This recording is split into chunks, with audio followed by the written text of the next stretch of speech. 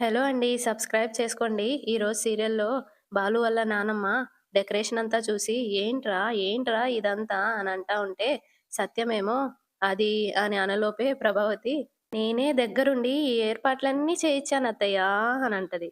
అప్పుడు సుశీలమ్మ "అవునా? అయితే ఖచ్చితంగా ఇవాళెక్కడో వాన పడుతుంది" అని అంటది. బాలు ఏమో ప్రభావతి మొఖంలో మొఖం పెట్టి చూస్తాడు. "రేయ్! ఏంట్రా?" అని అంటది. "ఇవన్నీ ఏర్పాటు చేయించిన మొహం ఇదేనా అని చూస్తున్నానమ్మా" అని గడ్డం గట్టిగా పట్టుకొని అంటాడు. ప్రభావతేమో చిరాగ్గా ఫేస్ పెడతది. అందరు నవ్వుతారు. సత్యమేమో "అమ్మా 75 సంవత్సరాలు గడిచాయి. ఎన్ని కష్ట సుఖాలు చూసుంటావు. ఎన్ని పురుళ్ళు, పుణ్యాలు చూసుంటావు. ఎన్ని పుణ్యక్షేత్రాలు దర్శించుంటావు. ఎన్ని పుష్కరాలలో నది స్నానం చేసుంటావు.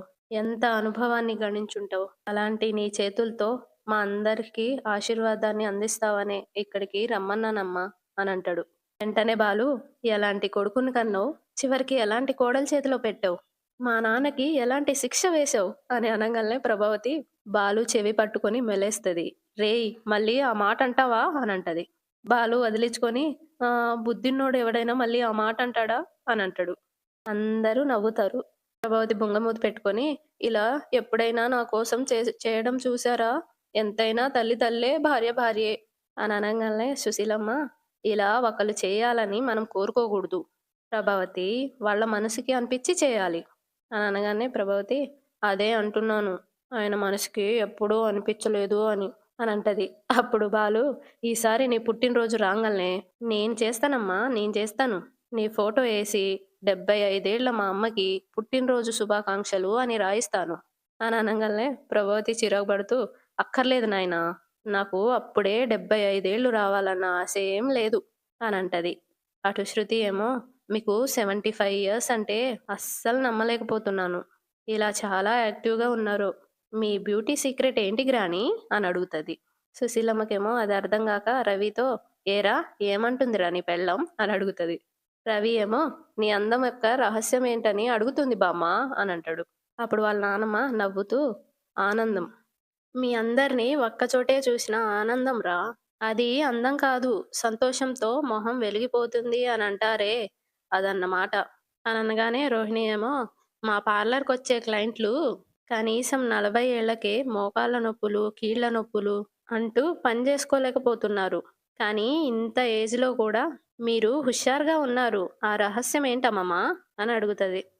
అప్పుడు సుశీలమ్మ, "ఇందులో రహస్యం ఏమీ లేదమ్మా. నేను ఇంటి పని, వంట పని చేసుకొని, పొలం పనులు గూడా చూసుకుంటాను. ఒకే చోట కూర్చొని తింటే మీ అత్తలా తయారైపోతారు" అని నవ్వుతూ అంటది. అందరు నవ్వుతారు. "పని చేస్తేనే వ్యాయామం. పని చేస్తేనే ఆరోగ్యం. కూర్చున్న చోటే అన్నీ తెప్పించుకుంటే 4 అడుగులు వేయగానే ఆయాసం ఎందుకు రాదు" అని అంటా ఉంటే, బాలు ఏమో "ఈ చోటు గూడా మా అమ్మకే" అని అంటాడు. వెంటనే వాళ్ళ నానమ్మ నేను ఒకళ్ళకి మాత్రమే చెప్పట్లేదురా అందరికీ చెప్తున్నాను అని అంటా ఉంటే శృతి ఏమో అయితే కష్టపడితే యవ్వనంగా చురుగ్గా ఉంటారనమాట అని అంటది. అప్పుడు రవి అది నీకోసం కాదులే కష్టపడే వాళ్ళ కోసం అంటారు అని అనంగాల్నే శృతి ఏమో ఏ వంటబ్బాయి అని కొడతది. బాలు ఏమో అయితే మా మీన ఎప్పటికీ హుషారుగా చురుగ్గా యవ్వనంగా ఉంటుందన్నమాట. ఈ ఇంట్లో టైంకి కూర్చొని తినకుండా పొద్దున్న లేచిన కాడ్నుంచి పడుకునేదాకా చాకరీ చేస్తూనే ఉంటుంది కదా! అనంటాడు. అప్పుడు మీనా ఊరుకోండి అనంటది. సత్యమేమో వాడు చెప్పింది నిజమే కదమ్మా! అనంటా ఉంటే సుశీలేమో నాకు తెలియదా? మీనా ఎంత పని చేస్తుందో? పనితో పాటు ఎవ్వరేమన్నా బాధ కనపడనీయకుండా మనసు నిర్మలంగా ఉంచుకుంటుంది అని అంటా ఉంటే సత్యమేమో అమ్మా ఇది ప్రారంభం మాత్రమే. పిల్లలు నీకోసం చాలా వేడుకలు చేస్తారంట అనంటాడు. అప్పుడు సుశీలమ్మ నాకు తెలుసురా నన్నిక్కడికి రమ్మన్నప్పుడే నా మనవళ్ళు, మనవరాళ్ళు నా కోసం ఇలా కష్టపడతారని. ఇదంతా మీ ఏర్పాట్లు. కానీ మీ అందరికీ నేను ఒక విషయం చెప్పాలి. నేను మీకోసం ఒక ప్లాన్ చేశాను అని అనంగాల్నే ఏంటిది? అని బాలు అడుగుతాడు. మా అమ్మని పల్లెటూరికి తీసుకెళ్ళి కల్లాపు చల్లిస్తావా? అని అంటాడు. అప్పుడు ప్రభావతి రేయ్! ఆవిడకి లేనిపోని ఐడియాలు ఇవ్వకురా అని అంటే ఊరికే అన్నానులే అమ్మా అని అంటాడు. అందరూ నవ్వుతారు. వెంటనే బాలు బామ్మ నువ్వేం ప్లాన్ చేశావో నాకు అర్థమైందే. చిన్నప్పుడు మా ముగ్గురికి పోటీలు పెట్టి గెలిచిన వాళ్ళకి బహుమతులు ఇచ్చేదానివి కదా! ఇప్పుడు అలాంటిదేదో ప్లాన్ చేసుంటావు కదా! అని అనగానే వాళ్ళ నానమ్మేమో ఒరేయ్! నువ్వక్కడివే నా మనసుని పూర్తిగా అర్థం చేసుకున్నావురా అనంటది. అప్పుడు బాలు ఆ! అని కాలర్ ఎగరేసుకుంటాడు. మళ్ళీ ఇంచుమించు నేననుకున్నది కూడా అలాంటిదే అని అనగానే సత్యమేమో ఏంటమ్మా అది అని అడుగుతాడు. మీరంతా నా కోసం ఏదో ఒకటి బహుమతి తెస్తారని నాకు తెలుసు. కానీ ఎవరైతే నా మనసుకు బాగా నచ్చే బహుమతి ఇస్తారో వాళ్ళకి నేను ఊహించని బహుమతి ఇస్తాను అంటది. అప్పుడు ప్రభావతి అవునా? ఏంటా బహుమతి? అని సంతోషంతో అడుగుతది. ఆ సంగతి ముందు చెప్పండి అనంటది. వాళ్ళ అత్తగారేమో ఆ బహుమతి నేనిచ్చేటప్పుడే నీకు తెలుస్తుందిలే అనంటారు. విన్నారుగా! అలాగని కొండ మీద కోతిని తీసుకురమ్మని నేనేం కోరుకోవడం లేదు. మంచిది, నా మనసుకి నచ్చేది, మీ మనసు తెలిసేలా చేసేది ఏదో ఒకటివ్వండి. నేను మంచి బహుమతిస్తాను అనంటారు. అప్పుడు సత్యం, సరే అమ్మా! ముందు నువ్వెళ్ళి ఫ్రెష్ అప్ అయ్యి రా అని, మీనా నువ్వు తీసుకెళ్ళమ్మా అనంటారు. మీనా ఇగ వాళ్ళ అమ్మమ్మని లోపలికి తీసుకెళ్తది. వాళ్ళెళ్ళిపోయాక మనోజేమో అంత మంచి బహుమతి ఏమై ఉంటదమ్మా? అని అడుగుతాడు. వెంటనే బాలు వీడిప్పుడు ఇచ్చే బహుమతి గురించి కాకుండా వచ్చే బహుమతి గురించి ఆశపడుతున్నాడు అని అంటా ఉంటే ప్రభావతేమో అదేంటో మీకు తెలుసా అండి అని అడుగుతది వాళ్ళాయన్ని. సత్యమేమో నిజంగా నాకు తెలియదు అని అంటాడు. వెంటనే ప్రభావతి అయినా మీరెందుకు చెప్తారులేండి. మీరు, మీ అమ్మ, ఈ డ్రైవరు ముగ్గురు ఒకటేగా అంటది. రోహిణి ఏమో మీ ఊహకేమీ అందట్లేదా అత్తయ్య అని అడుగుతది. అప్పుడు ప్రభావతి ఆవిడ అంతలా చెప్పి వెళ్లారంటే ఖచ్చితంగా ఏదో పెద్ద బహుమతే అయ్యుంటది అనంటది. బాలు ఏమో వెర్రివాళ్ళు. మనసుకు నచ్చిన బహుమతేంటో ఈ మనసు లేని వాళ్ళకేం తెలుస్తు అని అనుకుంటాడు. అందరూ ఎవరి రూమ్‌లలో వాళ్ళు ప్లాన్‌లేసుకుంటూ ఉంటారు. ప్రభావతి వాళ్ళ రూమ్‌లో అటు ఇటు తిరుగుతూ గిఫ్ట్ ఇస్తాను అంటుంది. ఏమిస్తుంది? ఆస్తిస్తుందా? డబ్బులిస్తుందా? ఇస్తే బావుండు. అది నేనే తీసుకోవాలి అని ఆలోచిస్తూ అటు ఇటు తిరుగుతా ఉంటే అక్కడికి సత్యమొస్తాడు. రాంగల్నే "ఏవండీ" అని అనంగాల్నే "ఏంటి?" అనంటారు. "మీ అమ్మగారి పుట్టినరోజుకి ఏం చేయబోతున్నారు? ఆవిడకి ఏదైనా కొనివ్వాలి కదా!" అని అంటా ఉంటే వాళ్ళాయనేమో అలాగే చూస్తూ ఉంటాడు. అప్పుడు "ఏంటి అలా చూస్తున్నారు?" అనంటది. వెంటనే సత్యం "నిజంగానే నువ్వే అడుగుతున్నావా? ఏది ఒకసారి గిల్లు" అని అనగానే "హ్మ్. ఎందుకు?" అనంటది. అప్పుడు సత్యం "మా అమ్మ గురించి ఇంత బాగా మాట్లాడుతుంది నువ్వే అని తెలియాలి కదా! నాకు" అని అనంగాల్నే "ఊరుకోండి మీరు మరీను. ఆవిడకి ఏం కొనబోతున్నారో అది చెప్పండి ముందు" అని అడుగుతది. అప్పుడు సత్యం "అమ్మ ఎక్కువ ఖర్చు చేయొద్దని చెప్పింది కదా!" అని అంటా ఉంటే ప్రభావతేమో "ఆవిడ అలాగే చెప్తారులెండి. ఆవిడ చెప్పారని మీరు కూడా ఏమీ కొనకుండా ఉండరు కదా! ఆవిడ మిమ్మల్ని నవమాసాలు మోసి గాని పెంచిన అమ్మండి" అని అనంగాల్నే సత్యమేమో "నేను పుట్టిన హాస్పిటల్‌లో నర్సుగా ఉండి ప్రసవం చేసిన దానిలా మాట్లాడుతున్నావే" అనంటాడు. వెంటనే ప్రభావతి "ఆ?" అనంటది. అప్పుడు సత్యం "అందరి అమ్మలు 9 నెలలు మోసే కానీ పెంచుతారు" అనంటాడు. అప్పుడు ప్రభావతి "ఏవండీ ఆవిడకున్న ఒక్కగానొక్క కొడుకు మీరు" అనంటది. వెంటనే సత్యం "అరె! భలే కనిపెట్టావే! ఎలా సాధ్యమైంది ప్రభా ఇది నీకు?"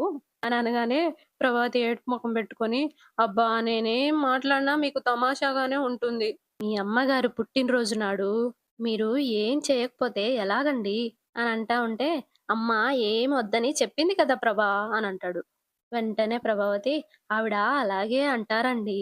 మీరు సర్ప్రైజ్‌గా కొనిచ్చారు అంటే సంతోషంగా తీసుకుంటారు. ఆవిడ సంతోషపడేలాగా గిఫ్ట్ కొనియండి.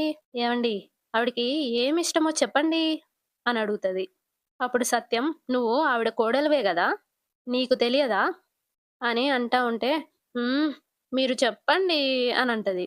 ఆవిడకి బాగా నచ్చిన బహుమతి ఏదైనా ఇవ్వాలి అనంటది. సత్యమేమో "నువ్వేంటి ప్రభా చాలా ఆత్రంగా ఉన్నావు" అని అంటా ఉంటే "ఇది అత్తయ్య గారి 75వ పుట్టినరోజండి. మామూలు విషయం కాదు కదా!" అని అంటా ఉంటే సత్యమేమో "ఓహ్!" అని అట్లా చూస్తా ఉంటాడు. అప్పుడు ప్రభావతి "ఏంటలా చూస్తున్నారు?" అని అనగానే సత్యమేమో "మంచి బహుమతి కొనిస్తే అమ్మ నీకు ఒక స్పెషల్ గిఫ్ట్ ఇస్తానని చెప్పారు. అందుకేగా నువ్విలా తొందరపడుతున్నావు" అని అనగానే ప్రభావతి "ఏంటండి మీరలా అంటారు? మా అత్తయ్య గారి మీద నాకు ప్రేముండదా చెప్పండి" అని అనగానే "అవునవును.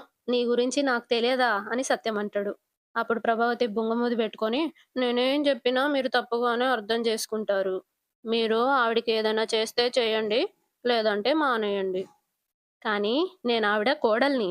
ఆవిడకి ఏదైనా చేయాల్సిన బాధ్యత నాకుంది" అని అంటా ఉంటే సత్యమేమో "ఏయ్! ఇన్ని రోజులు నీ బాధ్యత కోమాలో ఉందా? ఆవిడ్ని "బాగున్నావా? ఏం చేస్తున్నావు? తిన్నావా?" అని ఒక్క ఫోను జేసి ఎప్పుడైనా అడిగావా? అని అనగానే ప్రభావతి ఏమో అలాగని ఆవిడ మీద నాకు ప్రేమ లేకుండా పోతుందా? హ్మ్. మా అత్తగారి కోసం నేనే ఏదైనా సొంతంగా కొనిస్తాను. మీరే చూస్తూ ఉండండి అని కొంగుతో కొట్టేసి ఎళ్ళిపోతది అక్కడి నుండి. సత్యమేమో ఈ ప్రేమ వెనక ఏదో కుట్ర ఉందని అనిపిస్తుంది అని అనుకుంటూ ఉంటాడు. ఇటు రోహిణి వాళ్ళ రూమ్‌లో ఉండగా మనోజ్ ఆలోచిస్తూ ఎళ్తాడు. అక్కడ ఆలోచిస్తూ ఉంటాడు. అది జూసి రోహిణి ఏంటి అనంటది. మనోజేమో అదే ఏంటి అని అనగానే అదే ఏంటి? అని రోహిణి అంటది. వెంటనే మనోజ్ మళ్ళీ అదే ఏంటి? అని అంటాడు. రోహిణికి కోపమొచ్చి ఏంటి? ఏంటి? అనంటది. మనోజ్ మళ్ళీ అదే అనంటాడు. రోహిణి గట్టిగా అదే అంటే? అనంటది. అప్పుడు మనోజ్ బామిచ్చే రిటర్న్ గిఫ్టు అనంటాడు. ఆ ముక్క ముందే చెప్పొచ్చుగా అని సీరియస్‌గా అంటది రోహిణి. అప్పుడు మనోజ్ ఈ ఒక్క ముక్కే ఇంట్లో ప్రతి ఒక్కళ్ళ బుర్రలో తిరుగుతుంది అని అంటా ఉంటే రోహిణి ఏమో ఆ ఒక్క ముక్కే ఎవరికీ అర్థం కాక, ఈ ఇంట్లో అందరూ బుర్ర బద్దలు కొట్టుకుంటున్నారు అనంటది. మనోజేమో ఆఖరికి రూ. 100 లాభం లేనిదే రూ. 10 గూడా ఖర్చు పెట్టని మా అమ్మ, మా నాన్నమ్మకి గిఫ్ట్ ఇయ్యాలని ప్లాన్ చేస్తుంది. అంటే ఆ రిటర్న్ గిఫ్ట్ ఏమై ఉంటుంది అని అంటా ఉంటే రోహిణి ఏమో నాకేం తెలుసు? మీ బామ్మ గురించి నీకే తెలిసుండాలి అని అంటది. అప్పుడు మనోజు నేను చిన్నప్పటి నుండి చూస్తున్నాను. బామ్మ మా ముగ్గురికి ఏదో ఒక పోటీ పెట్టి గెలిచిన వాళ్ళకి ఏదో ఒకటి ఇస్తూ ఉంటుంది అని అంటా ఉంటే రోహిణి ఏమో నువ్వు ఇంతవరకు ఒక్క పోటీలో గూడా గెలిచుండవు అని అనేస్తది. అప్పుడు మనోజ్ నీకెలా తెలుసు అని అడుగుతాడు. వెంటనే రోహిణి నీ గురించి నాకు తెలియదా అని అనగానే ఎప్పుడూ ఆ బాలుగాడు తొండి చేస్తూ గెలుస్తూ ఉంటాడు అని అంటాడు.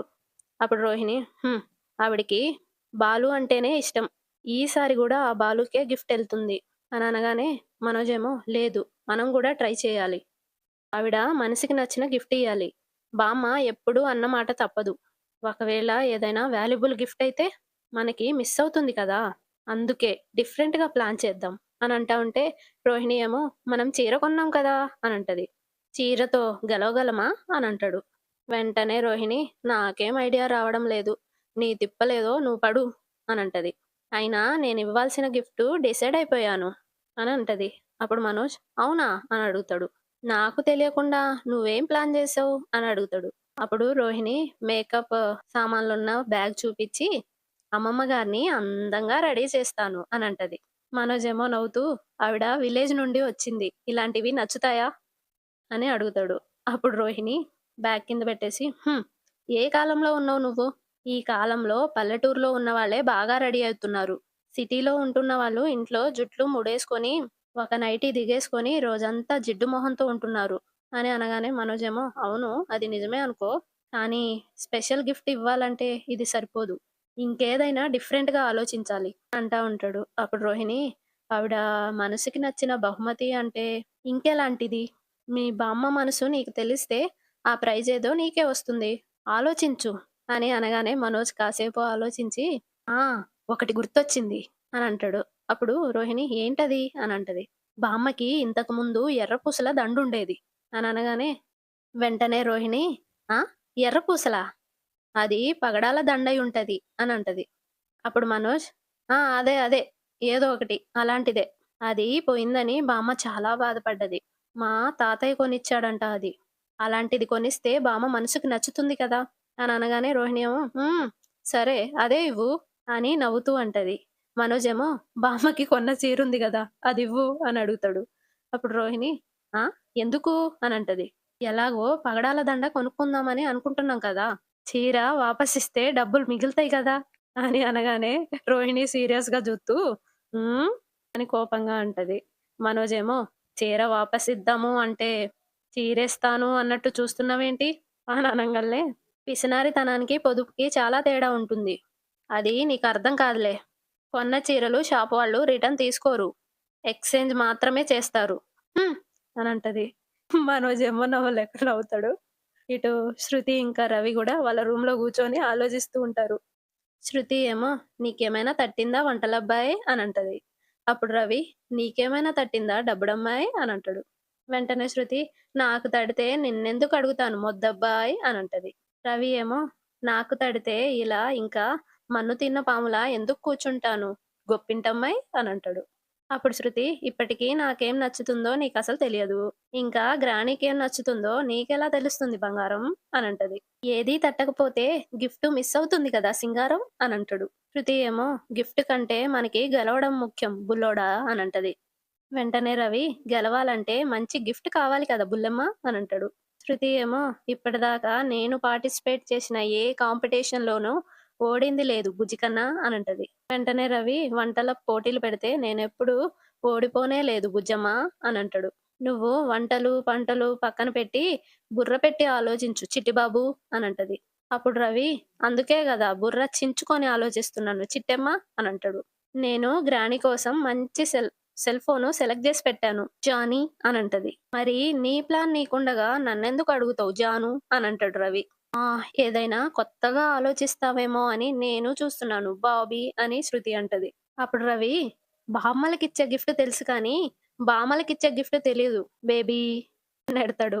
అప్పుడు శృతి, నాకు మాత్రం ఇప్పటిదాకా ఏం గిఫ్ట్ ఇచ్చావులే స్వీటీ అని గుద్దుతది కడుపులో. పెళ్ళికి ముందు నీకు నచ్చిన వంటలన్నీ చేసి పెట్టాను కదా నాటీ అనంటాడు. అప్పుడు శృతి, వంటల్లోనే ఏదో ఒకటి ఆలోచించు క్యూటీ అనంటది. బామ్మకి మంచి కేక్ చేసి పెడితే ఎలా ఉంటుంది బ్యూటీ అనంటాడు.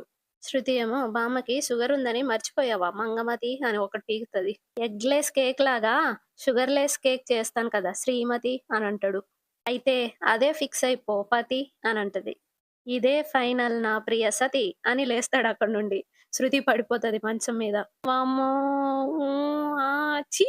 లేచిపోయావేంట్రా లేచిపోయినోడా! అమ్మా! అని శృతి అంటా ఉంటే రవి నవ్వుతా ఉంటాడు. ఇటు మీనా ఇంకా బాలు వంటగదిలో ఉంటారు. బాలు ఏమో అటు ఇటు తిరిగి ఆలోచిస్తా ఉంటాడు. మీనా అది చూసి ఏంటా తిరగడం ఆపండి అని అంటది. అప్పుడు బాలు, బామిచ్చే బహుమతి మనకి దక్కేలా లేదు అని అనంగానే మీనా ఏమో, ఏం పర్వాలేదు, అమ్మమ్మ ప్రేమ అందరికంటే ఎక్కువ మనకే దక్కింది అది చాలు అని అనంగానే బాలు ఏమో, అది కాదు పులగంప అని అనంగానే మీనా, ఏం కాదు ముళ్ళకంప అని అంటది. వెంటనే బాలు, బామ్మ ఏమిస్తుందో అని ఈ పాటికి అందరూ రకరకాల ఎత్తులు మొదలుపెట్టారు. అలాంటి ఎత్తులు జిత్తులు మనకి రావు. కానీ అందరికీ బామిచ్చే బహుమతి ఒక ప్రైజ్ లాంటిది. నాకు మాత్రం ఎప్పటికీ దాచుకునే ఒక జ్ఞాపకం లాంటిది అని అనగానే, ఈ ఇంట్లో మీరే ఎక్కువ అమ్మమ్మ గారి దగ్గర పెరిగారు. కాబట్టి అక్కడ ఉన్నన్ని రోజులు అన్నీ మంచి జ్ఞాపకాలే మిగిలిపోతాయిలెండి అని మీనా అంటా ఉంటే, నన్ను అమ్మ బదులు బామ్మే పెంచింది. అలాంటి బామ్మకి బహుమతి ఇవ్వాలంటే ఏదైనా తక్కువే అనిపిస్తుంది అంటాడు. అప్పుడు మీనా, ఆవిడకి నచ్చేది కాదు. ఆవిడ మనసుకి నచ్చేది అందరికంటే మీకే ఎక్కువ తెలిసుండాలి. ఏదీ గుర్తుకు రాకపోతే వదిలేయండి.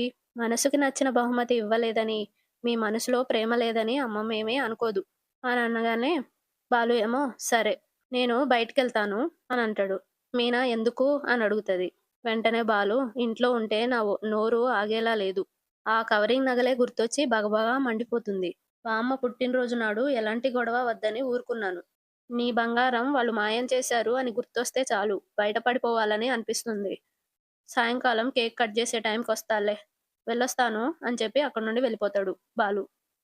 ఇటు బాలు వాళ్ళ నాన్న ఇంకా నానమ్మ హాల్‌లో కూర్చొని మాట్లాడుకుంటూ ఉంటారు. బాలు వెళ్ళడం చూసి వాళ్ళ నానమ్మ, "ఒరేయ్ బాలు ఎక్కడికెళ్తున్నావు?" అని అడుగుతది. "బయటికి బామ్మ" అని అంటాడు.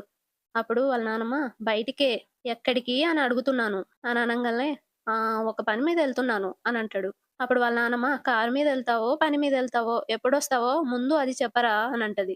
వెంటనే బాలు, "పనైపోగానే వస్తాను బామ్మ" అని అనగానే, "అబ్బా" అని అంటది. సత్యమేమో, "ఇవాళ ఏ పని పెట్టుకోవని నేననుకుంటుంటే, అంత అర్జెంట్ పని ఏమొచ్చిందిరా?" అని అంటా ఉంటే వాళ్ళ నాన్నమ్మేమో, "ఒరేయ్! ఇవాళ అందరం కలిసి సరదాగా గడపాలని అనుకున్నాం కదరా!" అని అనగానే, బాలు ఏమో, "నాకు నీకన్నా ఏ పని ముఖ్యం కాదు బామ్మ. అయినా ఎళ్తున్నానంటే అర్థం చేసుకో" అని అంటాడు. అప్పుడు వాళ్ళ నాన్న, "అదే ఎందుకు అని అంటున్నాను" అని అనంగాల్నే వాళ్ళ నాన్నమ్మేమో, "వెళ్ళనీరా, నా కోసం వాడి పని చెడగొట్టుకోవడం ఎందుకు? వెళ్ళి తొందరగా రారా, వెళ్ళు" అని నవ్వుకుంటూ అంటది. బాలు వెళ్ళిపోతాడు. "వాడే వస్తాడులేరా" అని సత్యంతో అంటది. అటు ప్రభావతేమో కామాక్షికి ఫోను జేస్తది. కామాక్షి ఫోను జూసి, ఈ గందరగోళపు ప్రభావతి వదిన నాకు ఫోను జేస్తుందేంటి అని ఫోను లిఫ్ట్ జేస్తది.